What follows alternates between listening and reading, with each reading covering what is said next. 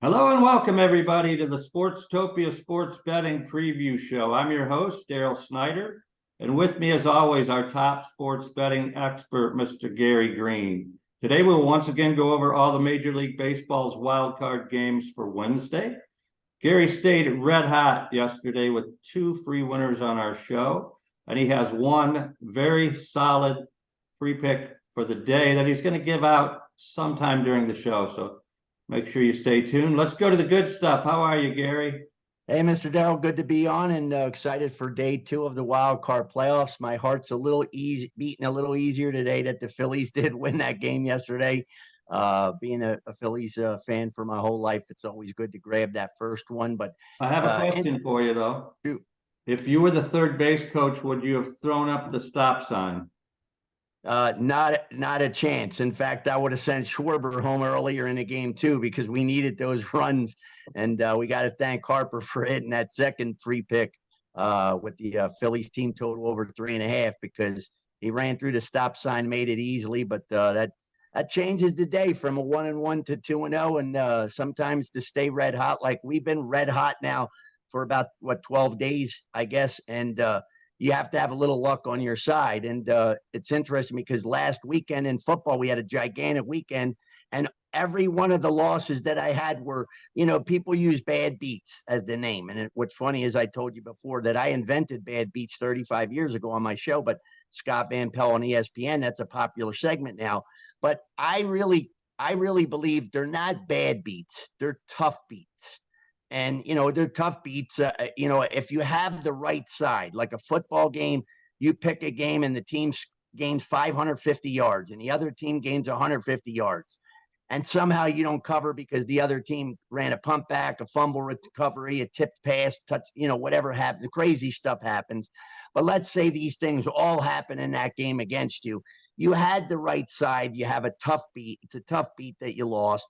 But I always believe that it's better to be on the right side of the handicapping part of it than to be and lose than to be just lucky. Because if you're just lucky like that, picking terrible handicapping, and then you win, in the long run, you're going to lose. You're going to be a big loser. So that's why I always kid when I see people on shows and they say, oh, I won this pick and it was a great pick or whatever, and it was lucky as could be.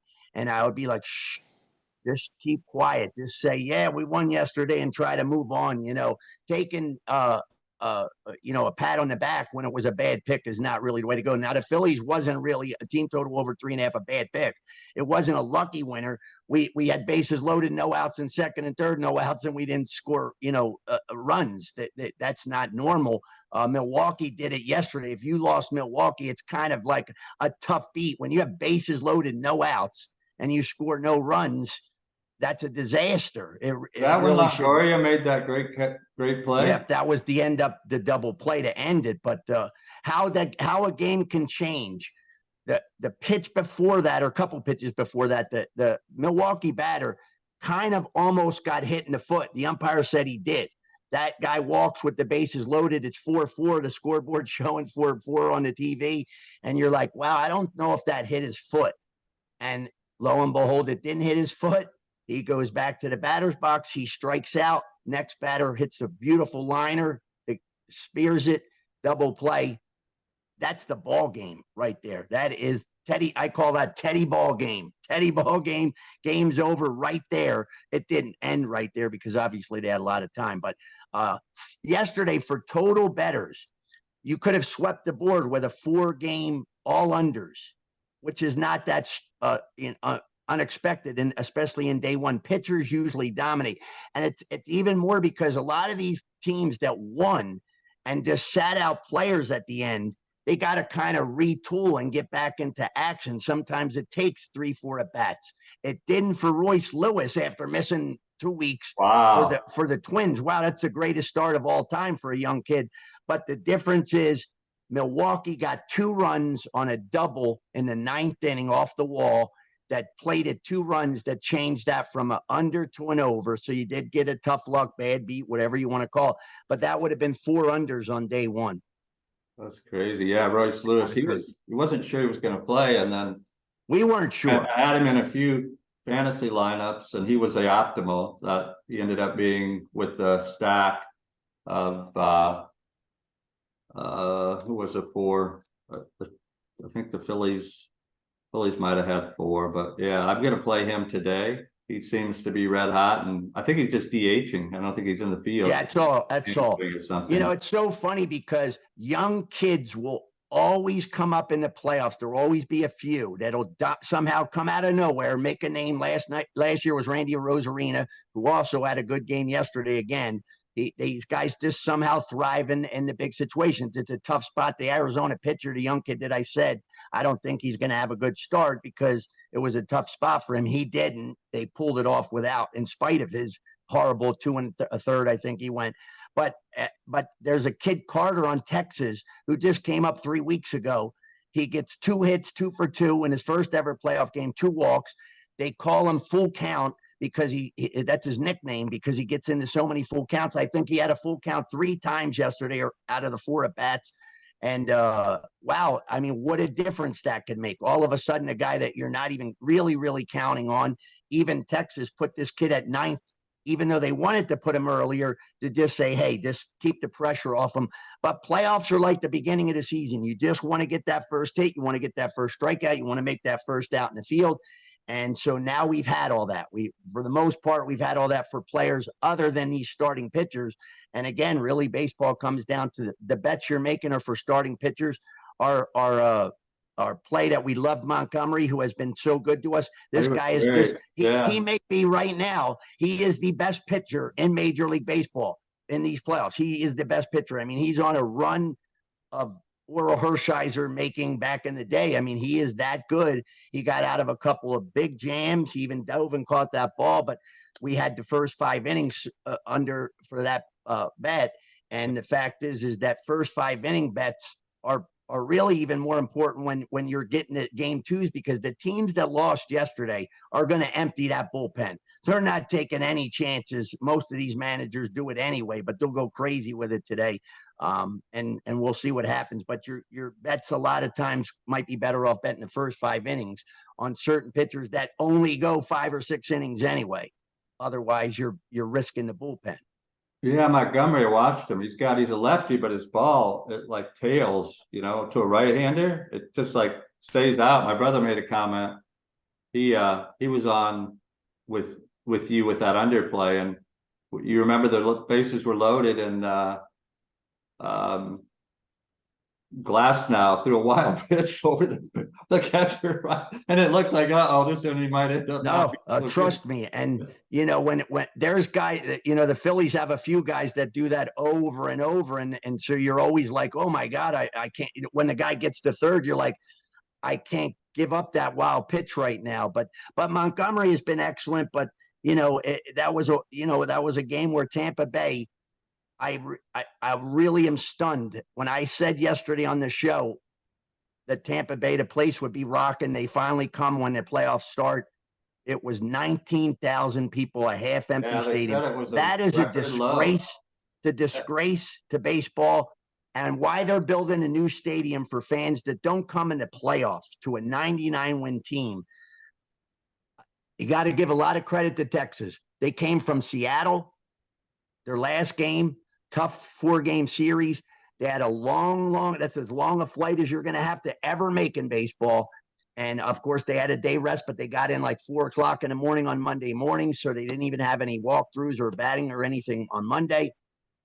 So you have to give them a lot of credit. Texas is a good team. They're like I call them the wild card, because they actually have the hitters that they can advance. You almost feel like you don't want to play this team. And I told you, I wanted the Phillies to play the Marlins, and they got the Marlins. I felt that was the best team they could have possibly played. I thought that Texas is the worst team that you don't want to play. You got robbed almost. You're a 99-win team, and the team that should have almost won the division, you're catching them in the first round of in the wild card, which is first round, which you don't want to do. So it's a good matchup for Tampa Bay. Bochy implements. There was one great catch where that 1 inning could have broke open when the guy bunted it, and Montgomery made the catch. Oh yeah, and that's That's just bunting is no longer a part of baseball, and you're asking guys to bunt, they can't do it. And the Phillies almost never do it. They did it one day, and I almost fell off the chair, but because I'm a Kansas City Royal fan as well, and we used to bunting was a way of life for the Kansas City Royals. They had Gerard Dyson leading off. You bunt, you get on, you steal second. It's like the guy just hit a double when he isn't going to hit doubles. He's not that type of hitter. So speed kills in football. Speed has killed in baseball this year, where guys are getting 40, 50, 60 stolen bases. And Turner for the Phillies is 32 for 32 in stolen bases. I mean, you get the first, that means he's on second. If they're willing to, if the situation arises where it's not too far out of hand, he's getting that free base. But today, big days for Tampa Bay. Big days. Yeah, let's jump into the slate. Let's talk about that Texas Tampa Bay rematch. You got Eovaldi against Zach Eflin. Looks like the Rays are -140. The total's 8. What's your thoughts on that game? Well, obviously must win for Tampa Bay, and of course home field. They were saying that the reason that it wasn't sold out was because of early game. And that just makes me just cringe that they would say something that stupid. That has nothing to do with it. If you can't get 40,000 people in your own town, I can tell you this right now. I told you this story the other day, but being a Philly season ticket holder, this year I'm not going home because I had just had throat surgery. So bear with me too, people watching, if something happens. I'm not supposed to be talking for 3 months, but I broke that rule after 3 days. So it's not getting better, and we'll see what happens. But the bottom line is that I could have sold my seats last night for $5,000 per ticket. And I probably could have get more than that. That's just from people that we've talked to that say, hey, I have a couple friends that are ticket scalpers.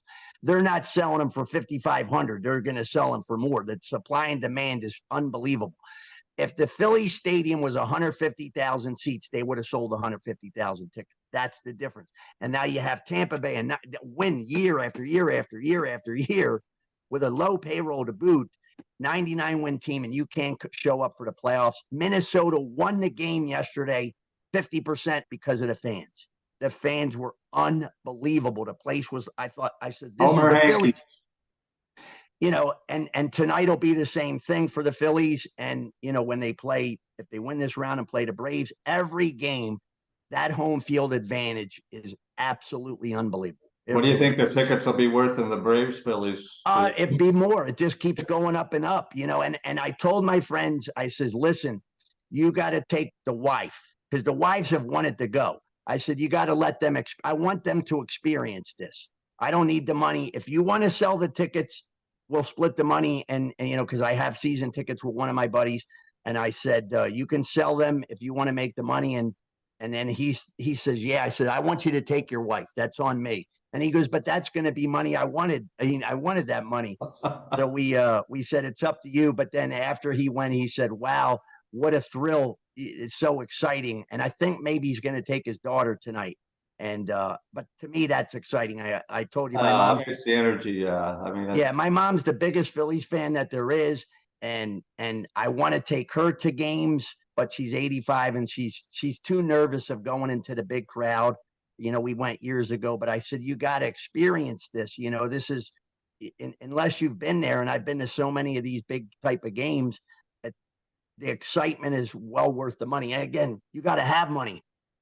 Paying $5,000 for a ticket is insane, but that's where we're at in this, in this country. The Raiders sell all their tickets. Their fans sell all their tickets. And 80% of the stadium is the other team's fans. It's crazy, but the people that bought them had to pay so much money, but they're able to recoup back, and they sell them instead and sell out the team, sell out the actual players. I'm looking at this Tampa Bay game, and I'm really liking Eflin. I think Tampa Bay has to bounce back. Eovaldi's been so, but you're the pro. I'm just looking as a casual from the outside. Is it an automatic with Eflin today? Well, Eflin, I'll tell you this first off. He's got experience. He pitched for the Phillies, so he's been in playoff games, so that'll help. Eovaldi's been around a long time. He's a veteran. That's not going to phase him. But the difference is they're like night and day when you look at the numbers. I mean, Eovaldi is coming in with a 10.12 ERA his last 3 starts. His whip is 1.65. So every inning, there's a guy and a half on base. You know, that makes things difficult, giving up 4 home runs. So, you know, when you're in the stretch, and that's not your normal way of pitching, where Montgomery pitches every pitch from the stretch, that becomes sometimes struggle. Some guys don't do well with the guys on base with the way you can only throw over, you know, 2 times and then that's it. So you're not able to hold the guys the way you used to do. Fans hated that, and guys would throw over 7 times. You're not going to get that anymore. But you have 14 strikeouts, but 4 home runs given up. I mean, he's just not looked good. Not looked good at all. His pitches are all off. Then you have Eflin, who is the exact opposite. His cutter has been fantastic. Unhittable. So Montgomery has pitches, you know, if they're unhittable. Wheeler last night, you just shake your, you know, you tip your hat and say congrats and you move on. But you have a situation for Eflin, 0.76 whip. So he's allowing only less than a runner per inning. So he's never in trouble. If you're never in trouble, you avoid the big innings. And that's what they're going to need out of them today. Because again, Texas does have guys that hit home runs. So you don't necessarily have to have a big inning because they can hit home runs. Some teams don't hit home runs. They gotta manufacture runs. That's really tough against the Eflin if you have to manufacture runs. But this is a game right here where the wild card winners, 10 of the last 12 game 1 winners have won that series. So we talk about the Twins. The Twins had lost 18 straight games, 18 straight playoff games. Incredible. Well, guess what? The new leader in losing streak in the playoffs is Tampa Bay. 6 straight losses. That surprised me a little bit. I didn't really know that until I read that, which was a little bit surprising to me. But again, Eovaldi, since he returned from the injured list with a forearm strain, his last 6 starts in September, 9.30 ERA. That's not going to get it done. He'll be pulled in the 3rd inning if he's not having a good day, because again, Texas can take some extra chances today with just running everybody out there, because you got a chance to go home without having to play a game 3. That's what your whole goal is. But it's a deficit for everybody playing a 3rd game tomorrow if needed, and then travels on top of it. So it's travel for both teams. But we'll move on to the next. We'll let people hanging on whether or not that's going to be your pick. You don't have to say yes or no. Let's go to the Toronto Minnesota game. We've got Berrios. We know he used to pitch for Minnesota 4 or 5 years. Minnesota minus 130 after breaking that streak. Sonny Gray. I know yesterday you said you liked him if they lost yesterday, but they didn't. Totals 8. What do you think about this game? Well, Sonny Gray is the 2nd best pitcher in the American League. I mean, he would win the Cy Young if Cole hadn't had such a great year. And I almost could take a vote for Sonny Gray and it wouldn't be that bad. But this is what he's allowed.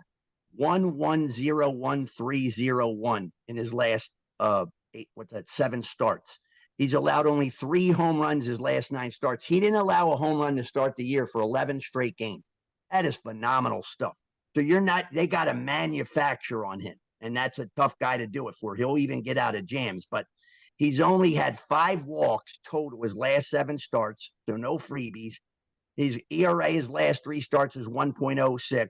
His whip is the same as Eflin, 0.76. These are phenomenal numbers. For Toronto, they're 2 big guns, Springer and Belt, to start the lineup. 0 for 9 yesterday. You got to get hits. When I use this theory for my whole life. Did you ever hear the KISS? It's called KISS. Keep it simple, stupid. Right. Keep it simple, stupid. You got to get hits. But it's the same thing as you got to get hits against the hottest pitcher almost in baseball. It's not so easy. You know what I mean? It's like going against the number 1 defense in the NFL that's just loaded to 85 Bears. Just go out and get 24 points. Well, that's not so easy. Easier said than done. But for Toronto, at least they have Berrios pitching. He pitched for Minnesota 6 years. He knows the mound. He knows the surroundings. But he's also been very good. In fact, he's allowed 3 or fewer runs in half of his starts this year. Half. That's phenomenal. That means you're having quality start after quality start. Righties against Gray, they have no chance. So that means you got to come up to the lefties, and one is going to be Belt. Belt is going to have a big day. I believe Toronto to win. It's Belt that's going to have a big game because the other big guns for Toronto are righty Springer and there. I heard that maybe Biggio is going to start today for Toronto and bat fifth. I don't understand. He's the worst hitter I've ever seen. He'll probably have 4 hits today for me saying that. But also, too, you have a situation with Berrios. His pitches are so good when he's on. I'm going to say the same thing with Nola. They're weird guys, but when they're on, they're almost unhittable. His slurve is 83 miles an hour, deadly. And then he comes back with a 95-mile-an-hour sinker that the bottom drops out. They're going to need him to have that. He's going to have his best start of the year, maybe today in a tough environment, because I told you that crowd for Minnesota yesterday was phenomenal. Again, Sonny Gray, second in ERA. His ERA 2.03. He's only allowed 8 home runs all season. So, it's a situation here where the Twins can finally relax. 18-game losing streak. They got that off their chest. I still kind of like Sonny Gray. I don't expect him to pitch bad, but I could see Berrios going toe-to-toe for that first 5 innings. I'm not going to play this game today, but it's a situation where the line is very fair on a home team of Twins and Sonny Gray at $1.30. I'd be betting these games all day, all year if it wasn't a playoff game.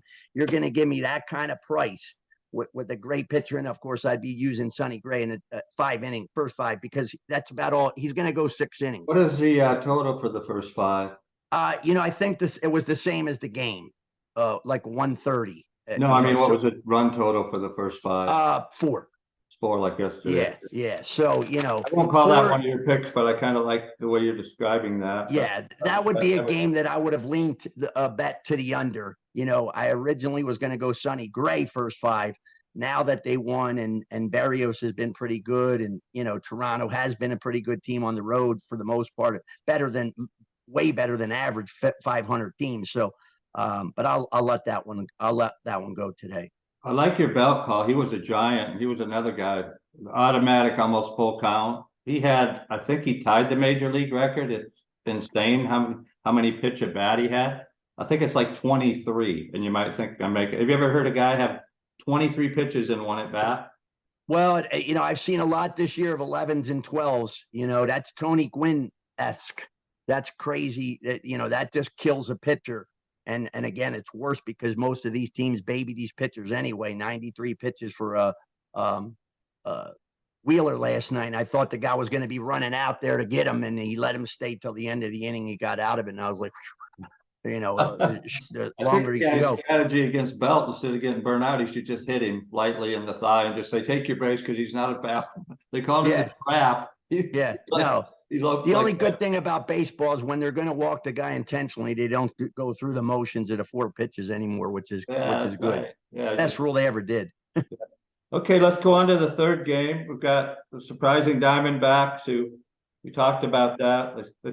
I think they stole one at Milwaukee last night. Got Zach Gallen, probably considered their ace, along with Merrill Kelly, against Peralta. Looks like Milwaukee's minus 126. Lowest total on the slate, 7.5. What do you think about this game? Yeah, it's funny. Yesterday we said that Burns for Milwaukee was a big, solid number 1 ace kind of guy going against the young kid that probably would struggle, which he did. But Burns struggling was a big shock. But 2 times bases loaded, no outs, or and no scores, you're not going to win games. But we have the same situation, even though Zach Gallen's the ace. Okay, 17-9 record this year, 3.47 ERA, 220 strikeouts. The guy's he's very good. But his last 7 starts, 4 of them were very shaky, and the Diamondbacks really swooned at the end. They were struggling, and they even came into the playoffs on a 4-game losing streak. So this is one of the reasons why that guy would have ended losing streaks. If you have 1 ace, you can stay out of 4- and 5-game losing streaks, a lot. But here's a situation where 2 of those starts were on the road. He just was awful. He was a Cy Young candidate, but these starts, these last 7, wiped him out. They took him right out of the running. So he's coming in a little bit on a downturn, where Peralta, last 9 starts, he allowed 0 or 1 run 6 times. He's got His last 2 home starts, he's very good at home, and I think the crowd will be really good for a help for him today. But he's a guy to go 6 innings for you. He went 6.1 to 6. He gave up 1 earned run. But here's the key: 17 strikeouts, 0 walks. When you walk nobody, you're going to win a lot of games. You got to make them earn it. And yesterday, Arizona did something that's not really their norm. They're more of a speedy team, base running, manufacture runs. They had 3 big home runs. So, is that going to happen against this kid today? I don't see it. And I don't see him getting any walks, so they're going to have to get on by hit. The other thing is that Zach Gallen against Milwaukee, though, earlier in the year, his 2 starts were both in the first couple months. He dominated them. 7 innings, 3 hits, 1 earned run, 7 innings, no earned runs, 11 strikeouts, 1 walk. So he has their number. So this could be the game that could end up being the lower scoring game for sure today. Peralta versus Arizona. This is, to me, very important. Sometimes you want to see past numbers, right? Well, he didn't pitch against this Arizona team at all this year. That's big advantage to him because they're going to have to take their first, second at bats, learning, seeing the stuff come out of his hand. And Peralta's a very good pitcher. So the one negative side to this Milwaukee bet today would be this: that yesterday the manager of the Brewers Council put in the closer in the 9th inning down 4-3. And the closer, that's not the situation. These guys struggle. The Phillies did it with Kimbrel 10 times and he struggled 9 times. It's unbelievable. That's not their nature. These guys all are about a routine and their nature. They want to come in to close the game, not to hold a lead or hold a lead, you're losing a game by a run, to hold it to that. What happens? He goes out there, he gives up 2 runs, but he throws 31 pitches. So for closers, that's a lot of pitchers. For any reliever, it's a lot of pitchers, but he'll have to come back in again. But I hated to see that if you were looking to bet Milwaukee today. And I would lean to Milwaukee here. Again, you hate to go against other teams' aces, but he hasn't been that good. Peralta, 4 starts against Arizona in his career, 16 innings. He only allowed 1 run. But in the postseason, and guys can make or break their careers with postseason, stardom or crumble. He has been a superstar. He's only pitched 8 innings, but he only allowed 1 run. So that means this stage wasn't too big for him. Gallen in the second half of the season, his home runs allowed went way up. And after the All-Star break, just a 4.03 ERA. And this is a big game for Milwaukee. I'd have a tough time betting against Milwaukee in a must-win situation here, even though you have their ace. It looks like on paper ace, is big, but I'd have to lean to Milwaukee. Again, $1.25 these prices are pretty rare on the first 2 games for teams that need a win. You're not getting overpriced. You're not getting gouged, that's for sure. Yeah, and that was a great recap. But I will say Milwaukee added Santana and Canna, and that sort of made their lineup there after the All-Star break. Oh, that definitely deadline. So if Gallen hasn't faced with those 2 guys in, you may say, well, it's only 2 guys. Santana, 2 big guys, 2 good bats could change the game for sure. Yeah. And they got runs yesterday. It's not like they couldn't get on base. They got on base. So everybody got that first bat on base probably. I forget who it was. Peralta a lot. I mean, I think fantasy wise, he's sticking out. Going to be someone I plug into most of my lineups today in that big game with 50K on top. Well, let's go to a game you're probably not going to watch. Maybe your mom will. It's the Marlins at the Phillies. I might watch it. I got 7 TVs. They might find one of the TVs. I was joking. I know not to text you when the Phillies are on. So you got Garrett going against Nola. That's the biggest line, minus 152. The total is 8. What's your thoughts on the Phillies wrapping it up in 2 quick games, or are the Marlins going to be a thorn in their side today? All right, we got 2 things. One, this is a nugget that I think is really, really important, and it's a big nugget. This is the 8th straight road game for Miami. They've been on the road for 10 days. Okay, so they've been away from their home for 10 days. It's a long trip. Any baseball trip of 9-10 days over the course of the season, those guys, them last couple of games, they're just like their bags packed and they're just get me home. You know what I mean? Been living out of a suitcase for 10 days. That doesn't help. Arise played yesterday. He got a hit, but he's gimpy. He can't even run. That doesn't help. Of course, as I told you, it's like a make or break. What does Soler do? Bell, tremendous pickup for the Miami Marlins. He had 3 hits yesterday. He's a game changer, and he's probably excited to be hitting against Nola.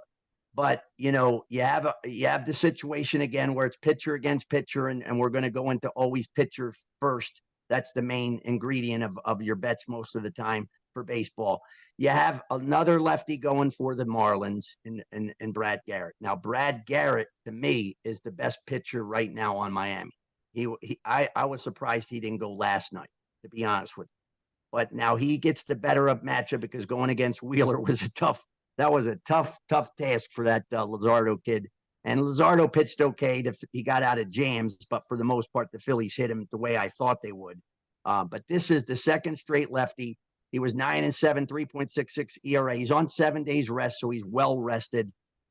His last start against the Mets to finish the year, he just went 4 innings. He allowed 4 runs. He allowed 2 home runs, so he can't have that. But prior to that, 0-0-1-1 runs allowed. No home runs allowed in those 4 starts. He's basically a 6-inning guy. So if you're looking Miami's way for whatever reason today, you might want to go Miami 5 innings, because I told you about the bullpen for the Miami, and they brought in that Puck again early. I don't know what this manager's doing. He got out of trouble, but he's terrible. And, you know, there's a couple of guys in Miami's bullpen that are pretty good. They're tough. And I don't understand what this guy's the worst manager next to the Phillies manager. I just don't understand it. You have Nola on the other side. Last year, he was phenomenal in the playoffs and World Series. So he's been there, done that. This stage not going to be too big. One good thing he has going in his favor is that he's going against, I mean, he's coming into this game on back-to-back really good outings. Okay, really good, solid. So that's good. He's faced Miami 3 times this year, though. Okay, and Miami, to me, is not some great lineup. They do hit the ball. They get hits. They're a good hitting team as far as hits go, but he allowed 4 earned. They got Arias there, right? He has 4 earned runs allowed all 3 starts. Gives up 4 runs in 5-6 innings tonight. The Phillies are going to lose. He gave up 4 home runs total in those starts. 16 innings. He gave up 24 hits against the Marlins. He's on extra rest right now. In his 5 September starts, he went 6.2, 6, 4.2, 4.1, 4.2. So again, you're lucky to get this guy through to 5 innings the way he's been pitching this year. This is a down year for him. This is a situation where the Phillies, the good news is the bullpen has been pretty good. You can use matchups. If Nola could get on with his slider, and it's down and out, and they keep swinging at that, and they did it yesterday against Wheeler often, especially on key pitches, then the Phillies are going to win. But again, he's like a box of chocolates. You just don't know what you're going to get, and that's a hard thing for betting. But his last 2 starts, as I mentioned, 16 strikeouts, no walks. When he's on, and he's better at home than he is on the road. He implodes on the road a lot. But at home, you'll know in the first inning if you're going to get a good outing. You'll know right away. But he gets the pitch count up because he wastes a lot of pitches. And I always think back to Greg Maddox. Greg Maddox's theory was that even if you have 0-2, he still threw that 3rd pitch in the strike zone. He ain't wasting pitches. That's how he was able to get out of games with 82 pitches for a complete game. You don't wait. Nola is the exact opposite. He will go to that well 3 times in a row to try to get you to swing and miss. And before you know it, they foul off a couple. Like you said before, it's a 7-8 pitch at bat. That's part of the downside there. One thing about Garrett, 31 starts, he allowed 0 or 1 runs in half of them. This kid's an unknown commodity. He's a stud. But 3 Phillies have owned him. My mom's favorite player, Alex Bohm, 5 for 9 with a home run. JT Realmuto is 3 for 7 with a home run. And Turner has 2 home runs against him in limited amount of bats. They're all under 10 at bat. Who was the last guy? Trey Turner. Okay, He's got 2 home runs, I think, and just 7 at bat, 7, 8 official at bat. So obviously they see the ball coming out of his hand good. But this is the advantage that the Phillies have really going against lefties. You're giving Bohm, JT Realmuto, who struggles against, he's much better against the lefties. Trey Turner, who's going to be better against lefties. Harper can hit both lefties and righties. So there's no loss there. The biggest deficit for the Phillies against the lefty, Schwarber against lefties, it's a little cringeworthy. He's a guesser, and he's going to have to get that perfect pitch right in his wheelhouse to get the good hit. He did get a hit yesterday to start off, which was stunning. He had 48 home runs or 47 home runs. He had 48 singles, 48 base hits, I think. 48 singles. I can't remember exactly, but it's crazy that you could have those kind of numbers. So I still believe the Phillies home crowd is so good. The Marlins lineup is not good enough. Everything rides for the Marlins on Garrett almost pitching his best game of the season, a 0-1 run through 5 and keep them in the game, keep the crowd sitting. Again, 152 for Nola. That's no value. That's terrible value. To bet $1.52, you're betting on the Phillies crowd more than you're betting on Nola, even though he does come in and he has been better at home. So if Nola pitches great at home here, again, we'll know in the first inning. It's not going to be a shocker. I don't like the Marlins lineup. The bottom of the lineup is like free outs. It's just like, this guy's got no chance. It's terrible. It's just a dead weight bottom of the lineup. So the first 3-4 guys really have to get hits, and Arias has to get hits, and he had some bad at bats. Now, he was out for a while too, so he had to get reacclimated yesterday. He may be that guy worries me. He's Tony Gwynn reincarnated. He's Tony Gwynn Jr. He's popping 100-mile-an-hour fastball just beautifully over the shortstop's head, But if he could get on, that just increases the pressure on Nola. And it's going to be up to Soler. I believe Soler and Bell. If you keep them in the park tonight, if neither one of those guys hits a home run tonight, the Phillies win. No doubt, 100%. Turner? Well, Turner has just become phenomenal since August 1st. He's been the Turner we expected, and Ever since he put up that billboard. I'm a Phillies fan, but when I have anybody coming up, if there's one guy coming up, I always want it to be him. If it's 2 outs and there's a guy on, I'm like, be Turner.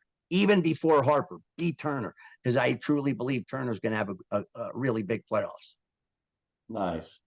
Well, we covered the 4. I kind of got a couple. I didn't kind of get. I picked up on some good, I listen to you and I translate it to fantasy, right? Sure, I know you don't do fantasy. No, and I try to help you with certain guys I like with the football. I haven't done it with you yet too much with the baseball, but. Yeah.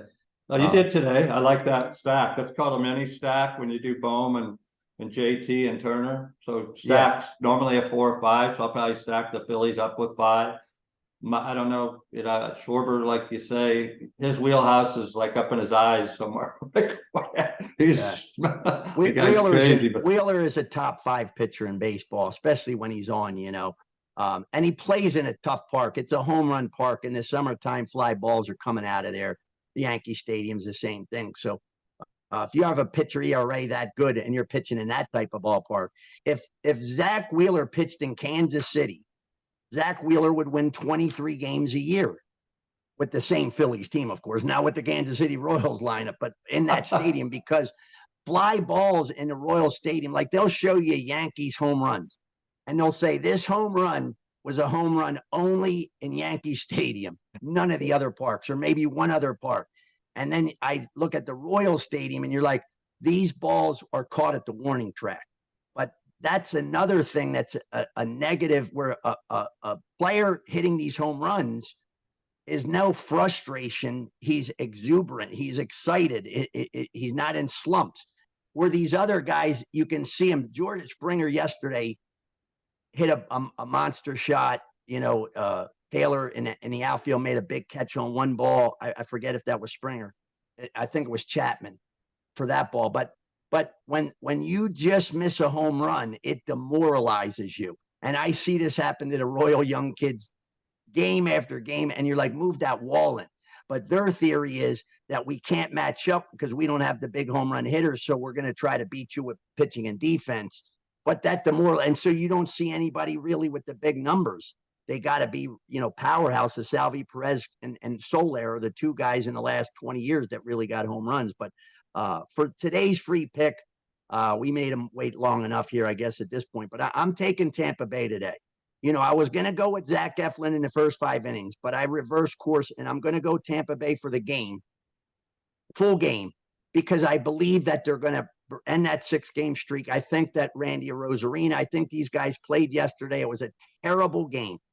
4 errors. It looked like the bad news Bears. Good teams bounce back immediately. They put it aside. They know the situation.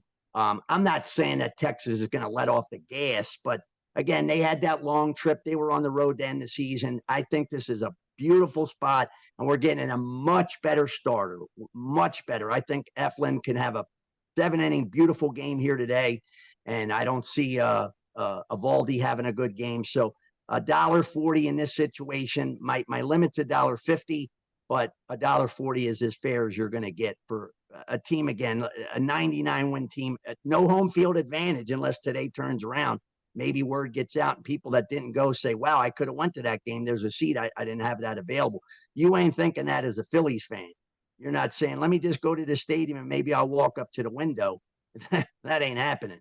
You're going to have to buy a ticket off a scalper. And it's funny because they've cracked down on that too. You get a $250 fine. My friend he's a scalper. He just takes the fine right away. He goes right up to the cop and takes the fine for the $250.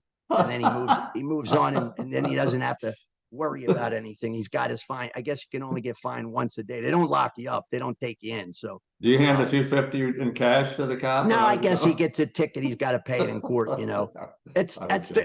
People, my friends think that I have the greatest job. It's not the greatest job to me. It's the hardest job. But I say the greatest job is my friend. There's 2 of them that are ticket scalpers. One of them has been doing it for 40 years. I mean, he's making about $200,000 a year because events have gone crazy. Taylor Swift concerts. He was making. God, we said we wouldn't bring her name up anymore. Well, she's all over. I'm just bringing this up because it's just a concert. I'm joking. But Philadelphia is a big city, so they have lots of concerts, lots of ball games. Eagle tickets are now through the roof. Phillies tickets through the roof. Concert tickets through. People pay. My friends go, and I always tease them because I say, "Wow, you could have bought that group or that singer's every album they have, all 12 of them, for half the price of what you paid to go watch them for 3 hours, And I just feel bad for people that I see these games and I see people with the little kids in the front. And I think those little kids don't really know how lucky and special that this is, that their parents can afford this kind of money because especially when they're close, those seats are $10,000 at least. My seats are 12 rows back. I have 2 at the first base side, 2 at the third base side, 12 rows, and I think 13 rows is the other one. And that's.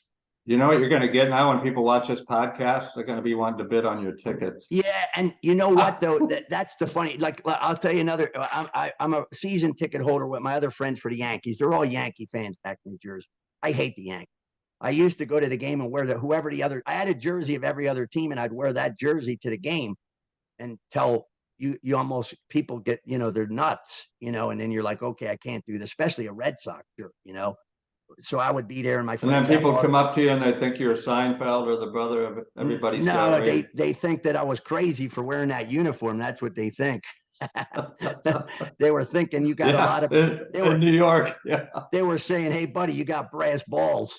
And I'm thinking, okay, the next. So I wear like this color shirt to the Yankees game, and it looks like I'm rooting for the Yankees. And the other, especially if it's the Royals. If it's the Royals, I wear my stuff because they make fun, but they're not worried. Like, they're like, dude, you really like that? What are you, from Kansas City? I'm like, no. They're like, why are you that team? And I say, hey, World Series rings. How many you have again since 2015? Oh, none. That's right. How many you have since 2010? Oh, none. That's right. And then we you go back and forth, but it's fun. But going to ball games is the best. It really is the best fun you can have, especially playoffs. Yeah. Well, Gary, thank you. Except in Tampa Bay. I was thinking while you were talking, what if they moved the Philly crowd and Tampa Bay got to play with that? Imagine that energy. You know what? I'll end with this. The my pet peeve is the mismanagement of teams that have empty stadiums. The Royals do it for half the year, half empty stadium. Go around to all the grade schools and give the principal 500 tickets, 300 tickets at these schools. The school provides the school bus and takes them, okay? Maybe the stadium even gives a kid a coupon for a popcorn and a soda. The kid's still going to buy other stuff. Their parents that have a little money are going to give the kid money. He's going to go in the store and buy stuff that's 10 times overpriced. But you fill those seats. Tampa Bay today should be going around on the radio shows and everything else and just giving away tickets, saying, you know, at all these different, could just show up and we'll give you a ticket. Fill the stadium. You're hurting the team. You didn't sell. Expecting 20,000 walk-ups is just ludicrous. It's a disgrace. All these teams with empty stadiums, the Oakland A's for the last 5, you're trying not to lose that one sale. Who gives a shit? You didn't make any money off the ticket sales anyway. You don't have no fans here. The people that bought are probably season tickets. They're not going to stop buying it. The rest of the empty seats you could have gave away, and young kids that have no money. For years, UNLV, the upper deck has been empty. And I'm just thinking, how hard is this? You know, I love that idea. Yeah. I mean, it's a great idea. Terrible. Why not? You know, I mean, the playoff game is a playoff game. And even during the regular season, you know, it's like a field trip, you know, imagine being our field trip today, we get to go to the ball game, right? Well, at least if you know you have 20,000 unsold tickets, you could give away 10. Yeah. You could give away half and still hope for some crazy hope that 10,000 walkers are coming. They're not. Yeah, and the public relations side, the upside of that's a brilliant idea. We're working with some other things we'll talk about later that you're giving me some ideas, but I appreciate it. I want to get this up because yesterday. Yeah, get this loaded up. I will talk to you again. I don't know if we'll be able to do a show tomorrow. I'm actually having an MRI on my throat tomorrow, finally, again, to see what's going on there. There's something isn't right. But we'll get that. But it's actually later in the day. So I may be able to pull off. If there's only a couple of games tomorrow, we'll do a video. If not, we'll do one maybe Friday for football on Saturday. Appreciate you. This is Sportstopia, Gary Greene, our expert guest. And as always, Gary, thank you very much. I'll root for those Phillies for you today. Have a great night. Go Alex Bohm, baby. Alex Bohm. Thank you.